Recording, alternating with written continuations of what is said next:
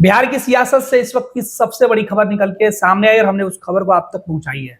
लेकिन जिस बड़े राजनेता के घर पर रेड हो रही है, ईडी की जो रेड चल रही है, बिहार में तो अमूमन कई प्रकार के जो लोग होते हैं उनके यहाँ रेड होती रहती है, लेकिन इस रेड का बिहार की सियासत से क्या कनेक्शन है समझेंगे। हमारे वरिष्ठ सहयोगी विवेकानंद जी हमारे साथ है, क्योंकि रेड जो है वो सामान्य रेड नहीं है। इस रेड के समय पर सवाल उठ रहा है। विवेका जी, जिस तरीके से हुलास पांडे, चिराग पासवान की पार्टी के कद्दावर नेता, मतलब चिराग पासवान की पार्टी में बिहार में नंबर 2 की पोजीशन पे है, उनके घर पर जो रेड हो रही है, इस रेड के क्या सियासी मायने हो सकते हैं? या जिस समय पर यह रेड ईडी के द्वारा की जा रही है, सुबह से ही रेड हो रहा है, कई ठिकानों पर रेड हो रहे हैं, लेकिन इस रेड के बिहार के सियासत में कितना असर पड़ सकता है? देखिए, बिहार विधानसभा चुनाव 2025 की उल्टी गिनती शुरू हो गई है और चिराग पासवान के नंबर 2 नेता, पहले नंबर पर तो प्रदेश के अध्यक्ष राजू तिवारी हैं और दूसरे नंबर के जो नेता हैं वो हुलास पांडे। हुलास पांडे कौन है? बिहार संसदीय बोर्ड माने लोजपा रामविलास के प्रदेश संसदीय बोर्ड के वे अध्यक्ष हैं। और आप देखेंगे तस्वीर में तो बीच में चिराग पासवान होते हैं और बाएं हुलास पांडे और दाएं प्रदेश के अध्यक्ष राजू तिवारी होते हैं। यानी कि चिराग पासवान के बाएं हाथ के घर पर केंद्र सरकार की एजेंसी प्रवर्तन निदेशालय की टीम पहुंची है और सुबह से ही पटना में 2 ठिकानों पर और एक बेंगलुरु में छापेमारी की जा रही है। क्या यह सामान्य छापेमारी है? अब तक हम लोग तो चर्चा करते थे कि बिहार में अमूमन विपक्षी दल के नेताओं के ठिकानों पर छापेमारी होती थी, चाहे वो आरजेडी के नेता हो या फिर कांग्रेस के या अन्य जो लोग हैं उनके यहाँ छापेमारी। इस बार प्रधानमंत्री मोदी के हनुमान कहे जाने वाले चिराग पासवान के बाएं हाथ यानी कि हुलास पांडे के ठिकानों पर छापेमारी की जा रही है। ये हुलास पांडे काफी चिराग पासवान के लिए काफी महत्वपूर्ण है। यह महत्वपूर्ण तब से हो गए जब इनकी पार्टी में टूट हुई थी और सूरजभान सिंह अलग हो गए थे, यानी कि उनके चाचा पशुपति पारस के साथ चले गए थे। तब चिराग पासवान ने हुलास पांडे को अपने साथ लिया। चूंकि सूरजभान सिंह के काट में एक मजबूत नेता चाहिए था, तो हुलास पांडे को आगे किया और दूसरी तरफ किया प्रदेश अध्यक्ष के तौर पर राजू तिवारी की नियुक्ति की। तो ये 2 लोग बिहार लोजपा रामविलास के 2 बड़े नेता, और उसमें से एक नेता के ठिकानों पर अगर छापेमारी होती है तो निश्चित तौर पर राजनीतिक गलियारे में यह चर्चा शुरू हो गई है। छापेमारी की खबर जैसे ही आई तभी से यह चर्चा शुरू हो गई है कि क्या चिराग पासवान पर दबिश बनाने की कोशिश की जा रही है। क्योंकि आप देखेंगे तो जब से लोकसभा के चुनाव हुए और चिराग पासवान केंद्र में मंत्री बने, उसके बाद कहीं ना कहीं चिराग पासवान के कई ऐसे बयान आए जिससे भारतीय जनता पार्टी कटघरे में खड़ी हुई। 4-5 बयानों को ले लीजिए, आप उत्तर प्रदेश में कांवड़ यात्रा को ले लीजिए, चाहे जातिगत जनगणना को ले लीजिए, चाहे फिर कोटा के अंदर कोटा की बात कर लीजिए, या आगे देख लीजिए कोटा के अंदर कोटा को लेकर के जो आंदोलन हो रहा था, भारत बंद था, उसमें भी चिराग पासवान ने समर्थन कर दिया था। यानी कि केंद्र सरकार की नीतियों के खिलाफ चिराग पासवान चुनावी मैदान में मतलब उनका समर्थन था और खुल्लम खुल्ला उन्होंने कहा केंद्र सरकार की नीतियों की एक तरह से कहें तो खिंचाई की थी। जातिगत जनगणना की बात कर लें तो केंद्र सरकार कहती है कि जातिगत जनगणना नहीं होगा, लेकिन चिराग पासवान क्या कहते हैं? चिराग पासवान कहते हैं कि जातिगत जनगणना होनी चाहिए। यानी कि भारतीय जनता पार्टी का जो एजेंडा है, उस एजेंडे को पलीता लगाने की का काम जो है चिराग पासवान कर रहे थे। अब आइए बिहार विधानसभा चुनाव। तो बिहार विधानसभा चुनाव में भी कहीं जो खबर आ रही थी कि चिराग पासवान भारतीय जनता पार्टी पर दबिश बनाने की कोशिश कर रहे थे और यह इस प्रयास में थे कि उन्हें अधिक से अधिक सीटें दी जाए, उन्हें बिहार में एक बड़े नेता के तौर पर स्थापित किया जाए, प्रतिस्थापित किया जाए। यूं कहें कि नीतीश कुमार से ज्यादा वैल्यू हमें मिले, इसके लिए चिराग पासवान लगातार इंटरनल तौर पर भारतीय जनता पार्टी के नेताओं पर दबाव बना रहे थे। ऐसी खबर है। देखिए, आधिकारिक तौर पर तो कुछ नहीं कह सकता, लेकिन ऐसी खबर आ रही थी।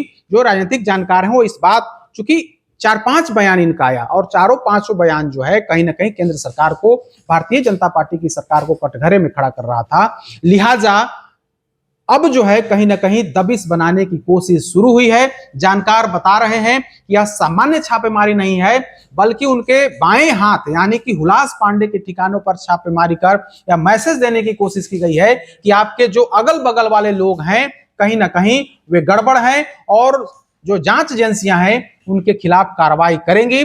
तो ऐसे में अब देखने वाली बात होगी कि चिराग पासवान का रिएक्शन क्या होता है। चिराग पासवान तो यहाँ है नहीं, कहा जा रहा है कि वे अमेरिका गए हुए हैं, पूरे परिवार के साथ अमेरिका के दौरे पर हैं, निजी यात्रा पर हैं, कोई सरकारी कार्यक्रम नहीं है। केंद्र सरकार के मंत्री हैं, लेकिन वे कुछ दिनों से खबर है कि वे 22 तारीख से ही भारत में नहीं है, विदेश दौरे पर गए हुए हैं और पूरे परिवार के साथ गए हुए हैं। और अगले साल जो है यानी कि नए साल में वे वापस भारत आएंगे और हो सकता है कि उसके बाद बिहार आए। लेकिन सवाल यही है कि क्या भारतीय जनता पार्टी ने सहयोगी दल लोजपा रामविलास पर दबाव बनाना शुरू कर दिया है, चिराग पासवान पर प्रेशर बनाना शुरू कर दिया है? क्योंकि अब तक आप देखेंगे तो चिराग पासवान लगातार भारतीय जनता पार्टी पर प्रेशर बना रहे थे। बिल्कुल। और प्रेशर का ही नतीजा था कि बीच में भारतीय जनता पार्टी का प्रेम जो है पशुपति पारस को लेकर के उमड़ा था। बिहार बीजेपी के अध्यक्ष ने भी उन्हें कहा था कि वे एनडीए के अंग हैं। और इसी बीच दिल्ली में उनकी बातचीत जो है अमित शाह से कराई गई, अमित शाह से मुलाकात कराई गई और यह मैसेज देने की कोशिश की गई कि अगर आप कुछ गड़बड़ करेंगे तो निश्चित तौर पर हम लोग आगे भी मेरे पास विकल्प खुला हुआ है। और इसी विकल्प की तलाश में भारतीय जनता पार्टी के नेता पशुपति पारस के यहाँ पहुंचे थे और पशुपति पारस को लेकर के अमित शाह के आवास पर ये लोग ले गए थे और अमित शाह से मुलाकात कराई थी।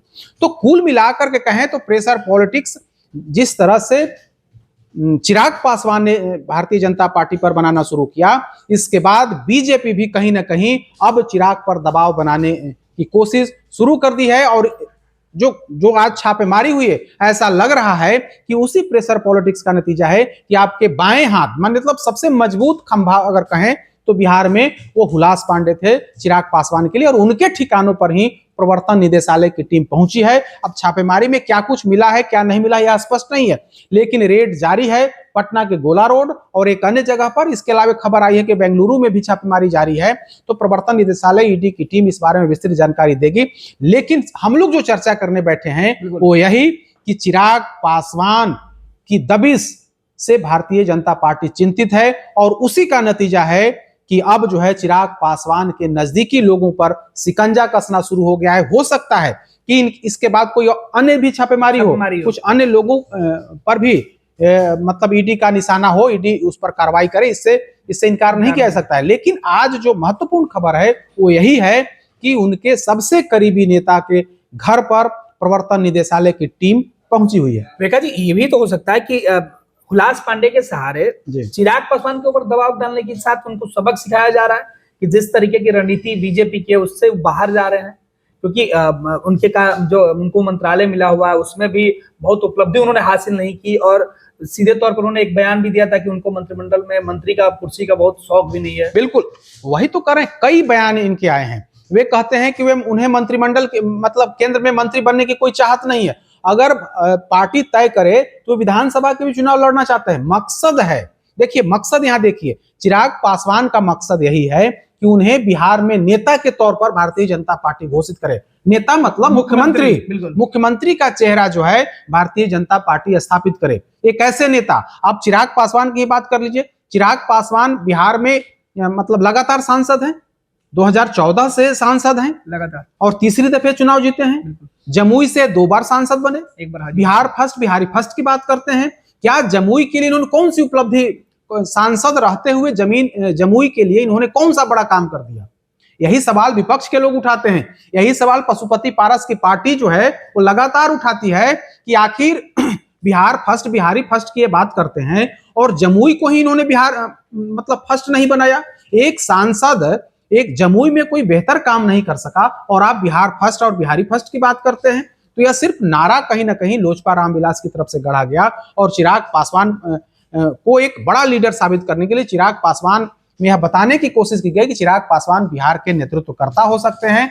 और लेकिन सवाल यही है कि अब तो चूंकि केंद्र में आप मंत्री हैं, पहले आप 10 साल सांसद रहे, अब तो केंद्र में मंत्री हैं, हाजीपुर के विकास के लिए ही कौन सी बहुत बड़ी योजना वहां पर आपने लाया है, कौन सा काम किया है?